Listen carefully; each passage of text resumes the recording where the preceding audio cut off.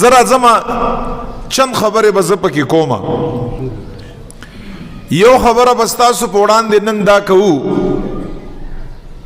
چې دې صورت ته سورت اخلاص وایي. دا سورت اخلاص ورته ولې وایي؟ دویمه خبره به انشاءالله تعالی دا کوو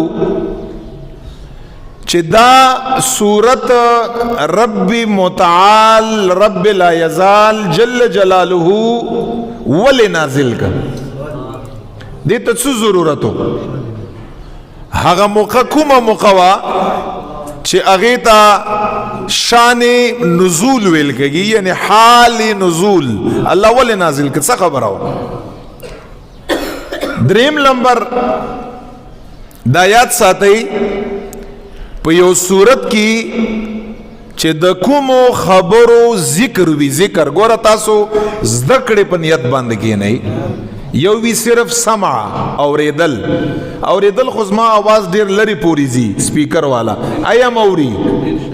تاسو سمع سره سره د زده کړې په نیت باندې کېنئ، بیا فایده لرګي. دریم نمبر خبره ما سار ته وکړه چې په صورت کې چې کوم احکام وی، کوم مسائل وی، د کوم خبرو ذکر الله تعالی کړی، هغه ته ویل کېږي مضامین د دغه صورت. اوس مثال کې خلک وایي د سورته بقره مضامین دا څه شی دی؟ یعنی په سورته بقره کې الله تعالی موت ته کومي خبرې کړي، موت ته پته نه لګي.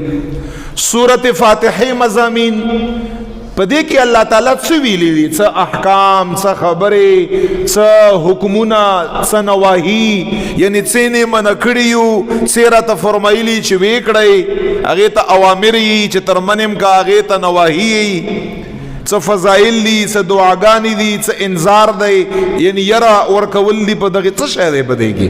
دې ته ویل کېږي مضامین د دغې صورت. نو صورت اخلاص د دې مضامین یې څه شی دی؟ په دې کې الله تعالی مونږ او تاسو سره څه خبرې کړي دي.